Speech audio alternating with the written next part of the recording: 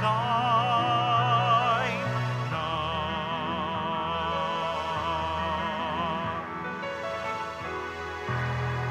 Sa ngalan ng Ama at ng Anak at ng Espiritu Santo, Amen.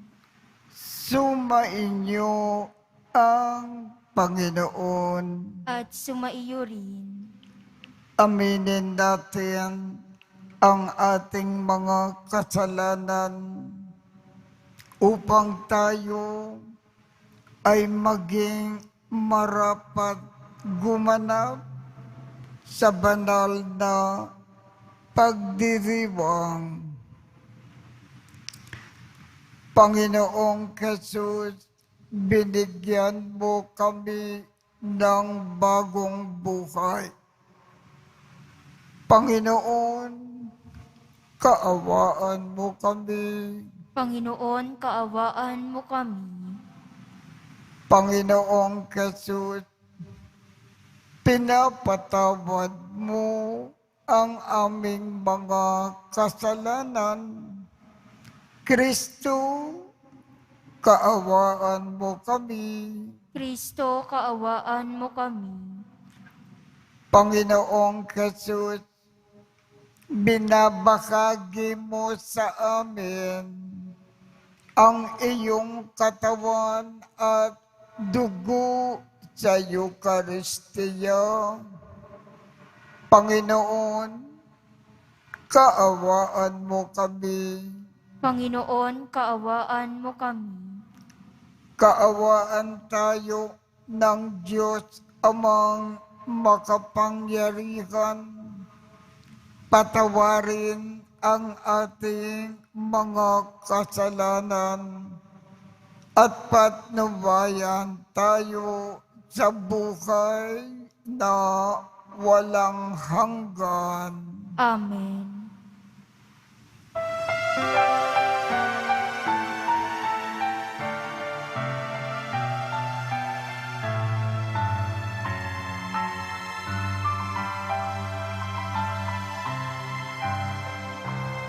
Luwalhati sa Diyos sa kaitaasan, kaloob sa lupa ay kapayapaan. Pinupuri ka't ipinagdarangal, sinasamba kadahil sa dakila mong kalwalhatian. Panginoon naming Diyos, Hari ng langit, Amang makapangyarihan, Panginoong Jesucristo, bugtong na anak ng Diyos, Kordero ng Ama, ikaw na nag-aalis ng mga kasalanan ng sanlibutan. Tanggapin mo ang aming kahilingan, ikaw na naluluklok sa kanan ng Ama. Maawa ka sa amin, ikaw lamang ang banal, Panginoong Jesucristo, kasama ng Espiritu, salwalhati ng Ama. Amen. Amen. Amen. Amen. Manalangin tayo. Ama naming makapangyarihan, ikaw ang lumikha at tagapamahala ng tanang umiiral. Tungkayan mo kami upang ang iyong awa ay aming maranasan at ipagkaloob mo na ikaw ay aming wagas na mapaglingkuran sa pamamagitan ni Hesu Kristo kasama ng Espiritu Santo magpasawalang hanggan. Amen. Pagbasa mula sa aklat ni Propeta Isaías. Binigyan ako ng pangunawa ng Panginoon. Hindi ako naghimagsik ni tumalikod sa Kanya. Hindi ako tumutol nang bugbugin nila ako. Hindi ako kumibo nang ako'y kanilang insultuhin. Pinabayaan ko silang bunutin ang buhok ko't balbas. Gayon din ang lorhan nila ako sa mukha. Ang mga pagdustang ginawa nila ay di ko pinapansin. Pagkat ang makapangyarihang Panginoon ang tumutulong sa akin. Handa akong magtiis pagkat aking batid na ang sarili ko'y di mapapahiya. Ang Diyos ay malapit at Siya ang magpapatunay na wala akong sala. May mga ngahas bang maghabla sa akin? Magharap kami sa hukuman at ilahad ang kanyang bintang. Ang poon mismo ang magtatanggol sa akin. Sino ang makapagpapatunay na ako ay may sala? Ang salita ng Diyos. Salamat sa Diyos. Kapiling ko habang buhay ang Panginoong may kapal. Kapiling ko habang buhay ang Panginoong may kapal. Mahal ko ang Panginoon pagkat ako'y dinirinig. Dinirinig niya ako sa dalangin ko at hibik. Ako'y kanyang dinirinig tuwing ako'y tumatawag. Kung ako ay tumatawag, sinasagot niya agad. Kapiling ko habang buhay ang Panginoong may kapal. Noong ako'y mahuhulog sa bingit ng kamatayan, nadarama ko ang tindi ng takot ko sa libingan. Lipos ako ng pangamba at masidhing katakutan. Sa gaanong kalagayan, Panginooy tinawag ko, at ako ay nagsumamo na iligtas niya ako. Kapiling ko habang buhay ang Panginoong may kapal. Mabuti ang Panginoon, siya'y mahabaging Diyos. Tunay siyang mahabagin at mapagpahinuhod. Panginooy nagtatanod sa wala ng sumaklolo. Noong ako ay manganib, iniligtas niya ako. Kapiling ko habang buhay ang Panginoong may kapal. Ako'y kanyang iniligtas sa kuko ng kamatayan. Tinubos sa pagkatalo at luha ko'y pinahiran. Sa harap ng Panginoon, doon ako mananahan. Doon ako mananahan sa daigdig nitong buhay. Kapiling ko habang buhay ang Panginoong may kapal.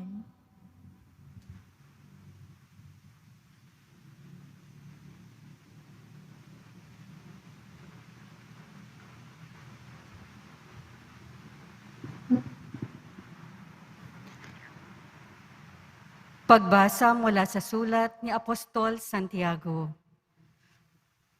Mga kapatid, ano ang mapapala ng isang tao kung sabihin man niyang siya'y may pananampalataya, ngunit hindi naman niya ito pinatutunayan sa gawa?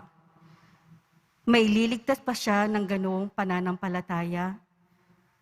Halimbawa, ang isang kapatid ay walang maisuot at walang makain. Kung sabihin ng isa sa inyo, patnubayan ka nawa ng Diyos, magbihis ka't magpakabusog, ngunit hindi naman siya binibigyan ng kanyang kailangan.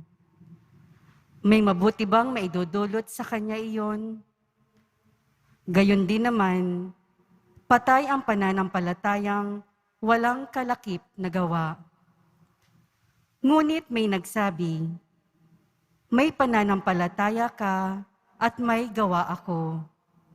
Sagot ko naman, Ipakita mo sa akin ng iyong pananampalatayang walang kalakip na gawa, at ipakikita ko naman sa iyo sa pamamagitan ng aking mga gawa ang aking pananampalataya. Ang salita ng Diyos. Salamat sa Diyos.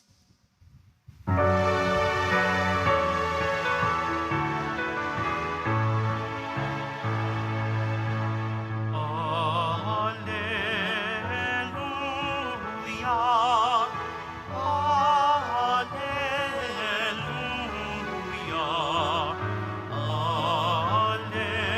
alleluia, alleluia, alleluia. Sa krus ni Kristo dinangal itong ating pamumuhay na para sa Kanya lamang. Alleluia, alleluia, alleluia,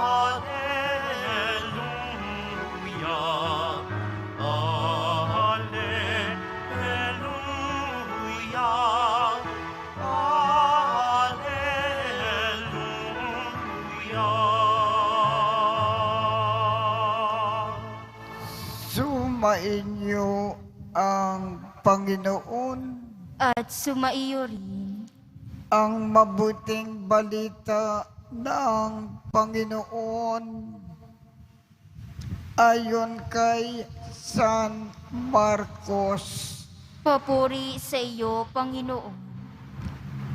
Noong panahong iyon, si Jesus kasama ang kanyang mga alagad ay nagtungo sa mga dayon ng Caesarea, sakop ni Filipo. Samantalang sila ay naglalakbay, tinanong niya ang kanyang mga alagad, "Sino raw ako ayon sa mga tao?" Sumagot sila. Ang sabi po ng ilan ay si Juan Bautista kayo. Sabi naman ng iba, si Elias kayo. At may nagsasabi pa na isa kayo sa mga propeta. Kayo naman, ano ang sabi ninyo? Sino ako? Tanong niya. Kayo po ang Kristo. Tugon ni Pedro. Huwag ninyong sasabihin kanino man kung sino ako. Mahigpit na utos niya sa kanila. Mula noon, ipinaalam na ni Jesus sa kanyang mga alagad na ang anak ng tao ay dapat magbata ng maraming hirap. Siya ay itatakwil ng matatanda ng bayan, ng mga punong saserdote at ng mga eskriba, at ipapapatay. Ngunit Sa ikatlong araw, muli siyang mabubuhay. Maliwanag na sinabi niya ito sa kanila. Kaya't niyaya siya ni Pedro sa isang tabi at sinimulang pagsabihan. Ngunit umarap si Jesus sa kanyang mga alagad at pinagwikaan si Pedro, "Lumayo ka, Satanas! Ang iniisip mo ay hindi sa Diyos, kundi sa tao." Pinalapit ni Jesus ang mga tao, pati ang kanyang mga alagad, at sinabi, "Kung ibig ninuman sumunod sa akin, limutin niya ang kanyang sarili. Pasanin ang kanyang krus at sumunod sa akin. Ang naghahangad na magligtas ng kanyang buhay ay siyang mawawalan nito. Ngunit ang mag-alay ng kanyang buhay alang-alang sa akin at sa mabuting balita ay siyang magkakamit niyon. Ang mabuting balita ng Panginoon. Pinupuri ka namin, Panginoong Hesukristo. Dito sa ating ebanghelyo, may ipinaalaala sa atin ang ating Panginoong Jesus. Kung ibig natin maging talagang tagasunod ni Jesus, maging tunay na alagad niya, maging tunay na Kristiyano, maging tunay na Katoliko. Ang gawin natin bilang pagmamahal sa Diyos, makalin natin ang lakat ng ating kapwa at sa ating pagmamahal ng kapwa, lagi tayong naglilingkod, lagi tayong nagkakawanggawa, lagi tayong tumutulong, lalong-lalo na sa mga nangangailangan. Lagi tayong nagmamalasakit sa iba.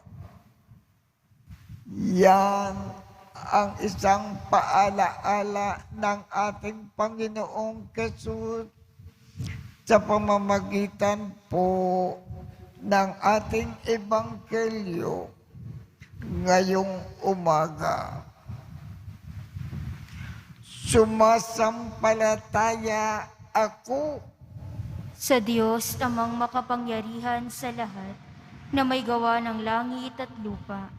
Sumasampalataya ako kay Hesukristo, iisang anak ng Diyos, Panginoon nating lahat.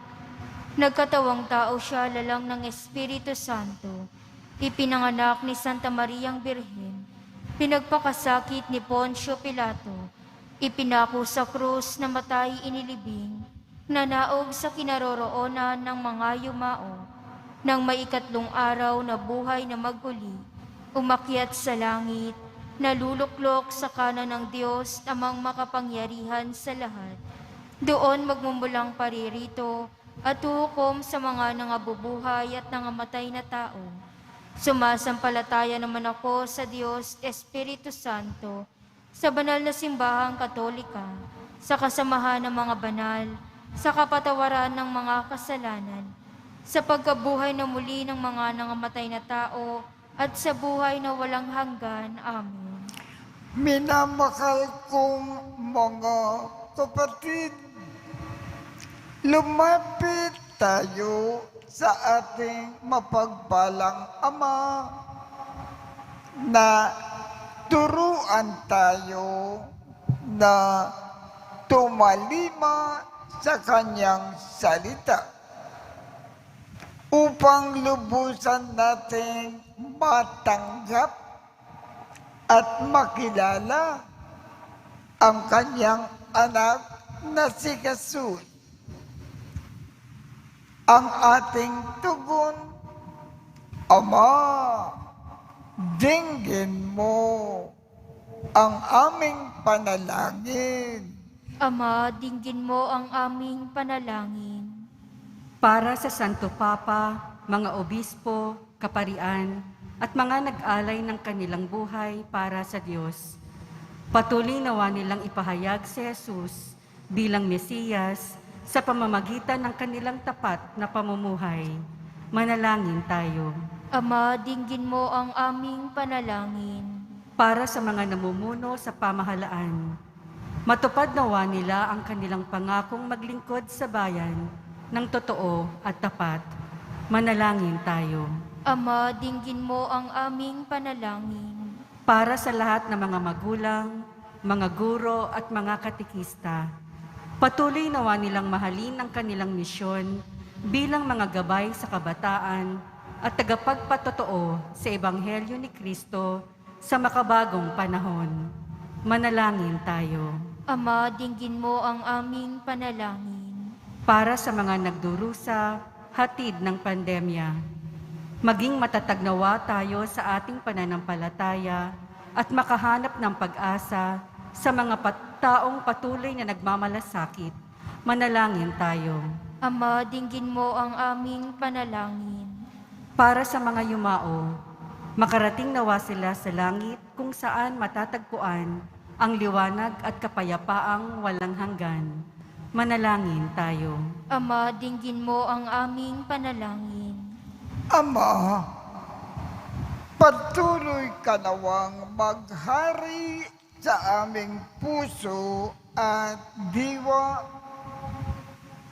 upang sa pamamagitan ng aming pamumuhay, madama ka namin sa pamamagitan ng isa't isa, lalong-lalo na ng mga kapatid naming nangangailangan. Nang sa gayon, makilalang lubos ng mundo si Jesu Kristo na anak mo at aming Panginoon. Amen.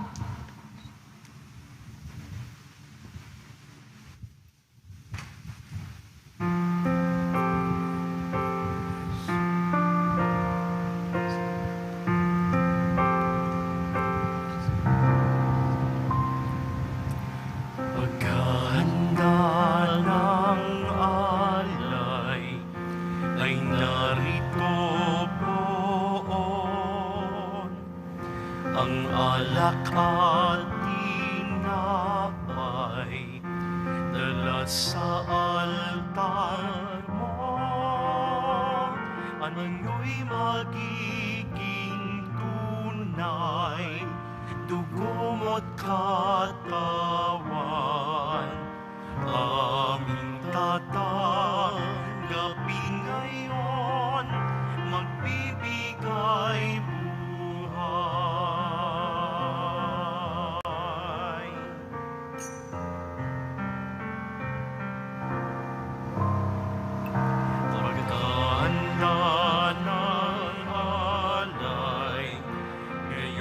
pagsisinglan, ang alak at tinapay ay bebendisyonan. Ano'y magiging tunay, dugo't katawan. Ito'y aming tatanggapin sa pakikinabang.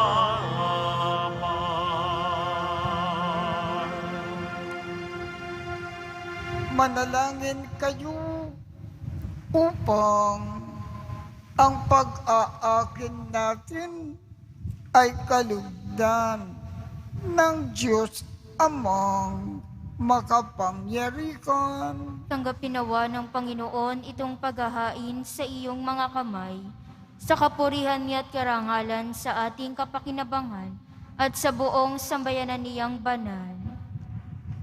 Ama naming lumikha, maawain mong dinggin ang aming pitaya at paunlakan mo ang pag-aakin na aming inikanda upang ang mga handog ng bawat isang nagbigay para sambakin ang banal mong ngalan ay magkamit ng karagdagan mong kasiyahan sa pamamagitan ni Jesucristo kasama ng Espiritu Santo magpasawalang hanggan. Amen.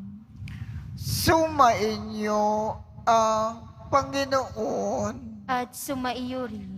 Itaas sa Diyos ang inyong puso at diwa. Itinaas na namin sa Panginoon. Pasalamatan natin ang Panginoong ating Diyos. Marapat na siya'y pasalamatan. Ama naming makapangyarihan, tunay ngang marapat na ikaw ay aming pasalamatan.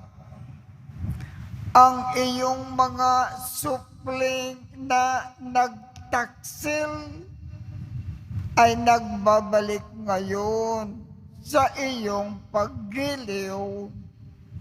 Bunga na malasakit na anak mong masunurin at ng Espiritu na bigay upang lakat ay kupkupin.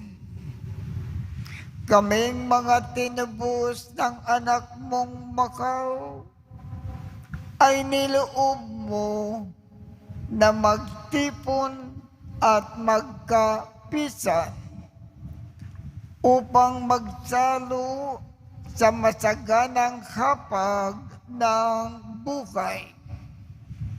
Kaisa ng anak mo at ng Espiritu Santo, ang iyong sambayanan ay nagpupuri sa iyo.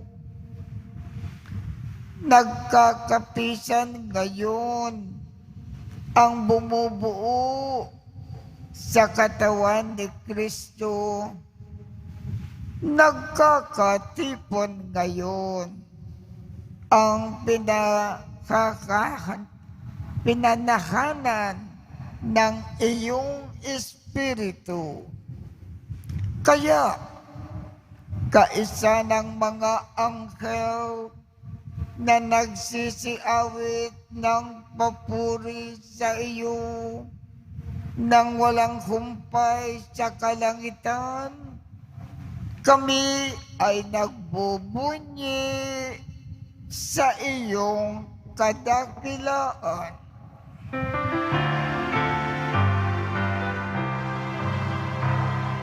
Banal ka poong may kapal, banal ang iyong pangalan. banal ang iyong kaharian. Langit lupa'y nagpupugay sa iyong kadakilaan.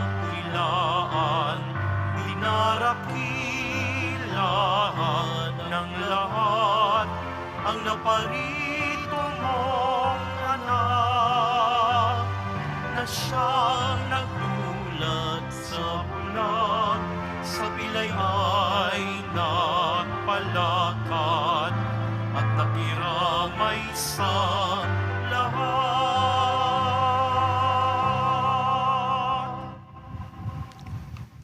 Ama naming banal, ikaw ang bukal ng tanang kabanalan. Kaya't sa pamamagitan ng iyong Espiritu, gawin mong banal ang mga kaloob na ito upang para sa amin ay maging katawan at dugo ng aming Panginoong Jesucristo. Bago niya pinagtiisang kusang loob na maging handog, hinawakan niya ang tinapay, pinasalamatan kanya, pinaghati-hati niya iyon, iniabot sa kanyang mga alagad at sinabi, "Tanggapin ninyong lakat ito at kanin. Ito ang aking katawan na ikakandog para sa inyo."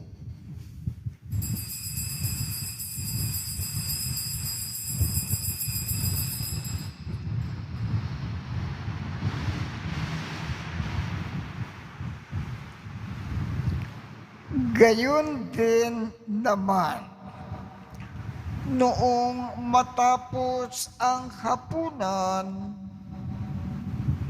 hinawakan niya ang kalis, muli kanyang pinasalamatan, iniabot niya ang kalis sa kanyang mga alagad at sinabi,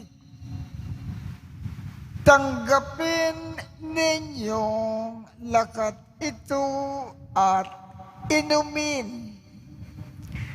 Ito ang kalis ng aking dugo ng bago at walang hanggang tipan. Ang aking dugo na ibubuhos para sa inyo at para sa lahat sa ikapagpapatawad ng mga kasalanan. Gawin ninyo ito sa pag-alaala sa akin."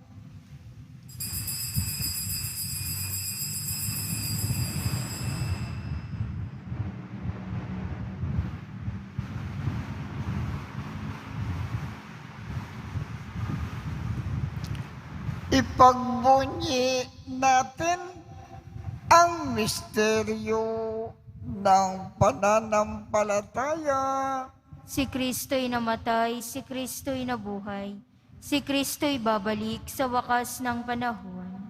Ama, ginagawa namin ngayon ang pag-aalala sa pagkamatay at muling pagkabuhay ng iyong anak. Kaya't iniaalay namin sa iyo ang tinapay na nagbibigay buhay at ang kalis na nagkakaloob ng kaligtasan. Kami ay nagpapasalamat dahil kami ay iyong minarapat na tumayo sa harap mo para maglingkod sa iyo. Isinasamo namin kami magsasalo-salo sa katawan at dugo ni Kristo ay mabuklod sa pagkakaisa sa pamamagitan ng Espiritu Santo.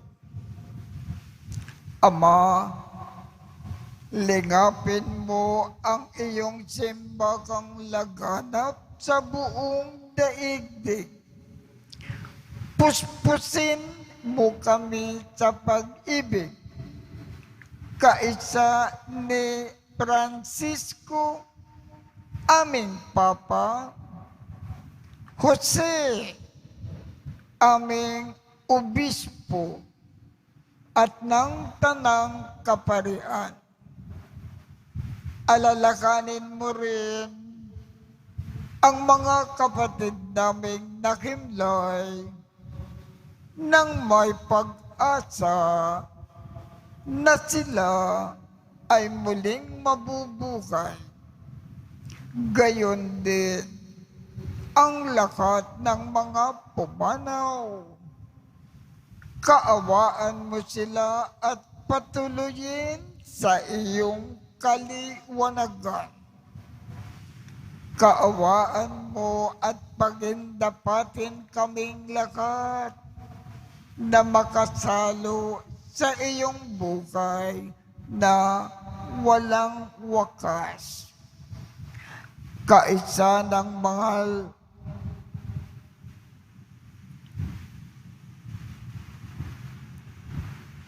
na Birhen Maria, na ina ng Diyos, ng kabiyak ng puso niyang si San Jose, kaisa ng mga apostol at ng lahat ng mga banal na namukay dito sa daigdig ng kalugod-lugod sa iyo, maipagdiwang nawa namin ang pagpupuri sa ikararangal mo sa pamamagitan ng iyong anak na aming Panginoong Keso Kristo. Sa pamamagitan ni Kristo, kasama niya at sa Kanya, ang lahat ng parangal at papuri ay sa iyo, Diyos amang makapangyarihan, kasama ng Espiritu Santo, magpasawalang hanggan.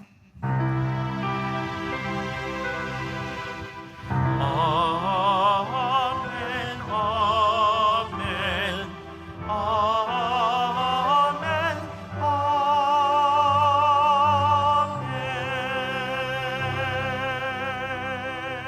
Sa tagubilin ng mga nakagagaling na utos at turo ni Jesus na Panginoon natin at Diyos, ipakayag natin ng lakas loob.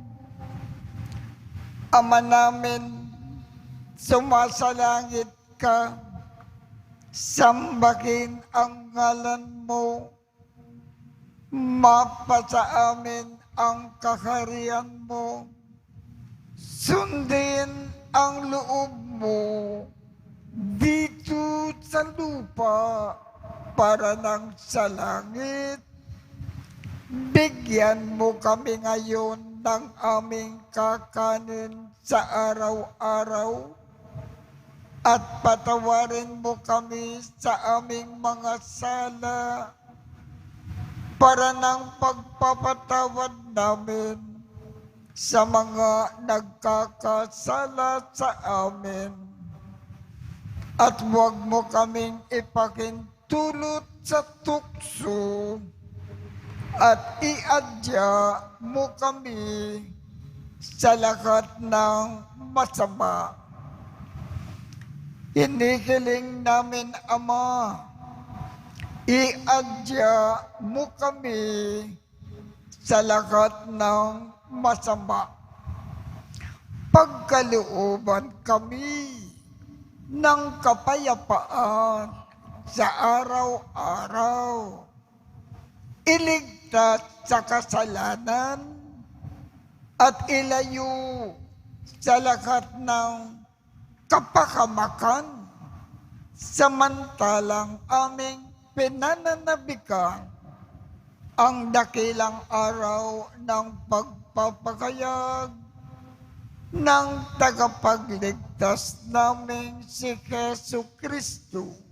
Sapagkat iyo ang kaharian at ang kapangyarihan at ang kapurihan magpakailanman. Amen. Panginoong Jesu Kristo, sinabi mo sa iyong mga apostol, kapayapaan ang iniiwan ko sa inyo.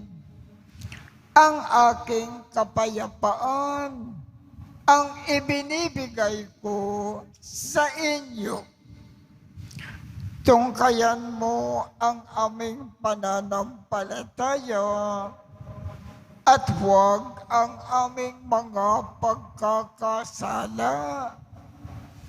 Pagkalooban mo kami ng kapayapaan at pagkakaisa ayon sa iyong kalooban, kasama ng Espiritu Santo, magpasawalang hanggan.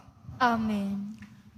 Ang kapayapaan ng Panginoon ay laging sumainyo. At sumaiyo rin. Magbigayan tayo ng kapayapaan sa isa't isa. Kordero ng Diyos na nag-aalis ng mga kasalanan ng sanlibutan, maawa ka sa amin. Kordero ng Diyos na nag-aalis ng mga kasalanan ng sanlibutan, maawa ka sa amin. Kordero ng Diyos na nag-aalis ng mga kasalanan ng sanlibutan, ipagkaloob mo sa amin ang kapayapaan. Ito ang kordero ng Diyos. Ito ang nag-aalis ng mga kasalanan ng sanlibutan. Mapalad ang mga inaanyayakan sa kanyang piging. Panginoon, hindi ako karapat-dapat na magpatuloy sa iyo, ngunit sa isang salita mo lamang ay gagaling na ako.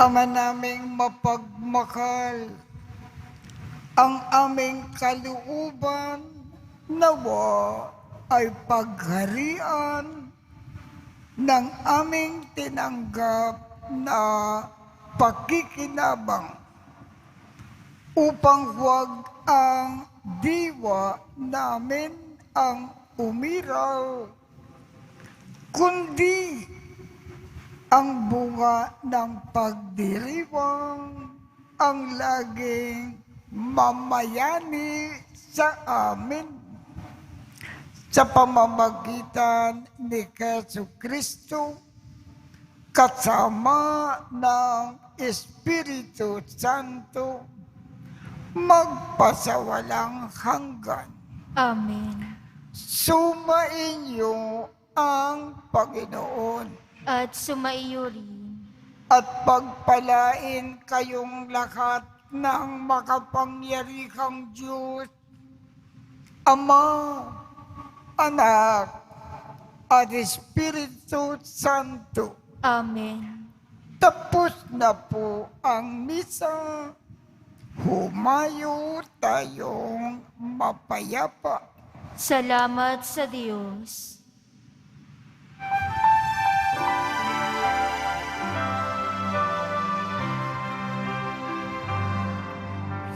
Padre Jesus Nazareno, sinasamba ka namin,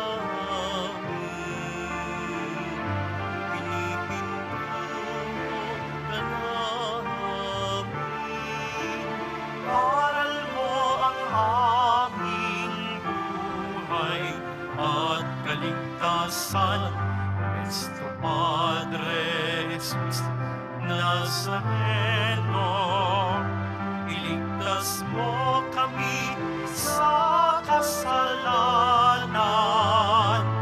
Ang krus mong kinamatayan ay sagisag ng aming